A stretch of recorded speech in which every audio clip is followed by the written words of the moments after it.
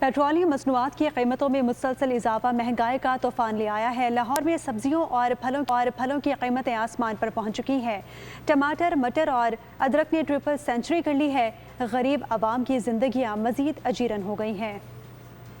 Petroleum मसनूआत की कीमतों में इजाफे ने महंगाई की आग मज़ीद भड़का दी। सब्जियां भी आवाम की पहुंच से बाहर हो गईं। लाहौर में शिमला मिर्च 320 रुपए किलो, टमाटर 300 रुपए किलो, अदरक 365 रुपए किलो, प्याज 95 रुपए किलो, बंद गोभी भी 130 रुपए किलो में बिक रही है। मटर ने भी ट्रिपल सेंचुरी कर ली। फलों की खरीदारी गरीब के लिए अयाशी से कम नहीं रही। आम 350 रुपए किलो, आलू बुखारा 400 रुपए किलो, आड़ू 280 रुपए किलो में दस्तयाब, सेब 290 रुपए किलो, केला 215 रुपए दर्जन, जामुन 200 रुपए किलो और अमरूद 190 रुपए किलो में फरोख्त हो रहा है। अवाम का मुतालबा है कि हुकूमत आम आदमी का ख्याल करे, महंगाई में कमी के लिए ख्वाह इक़दाम करे।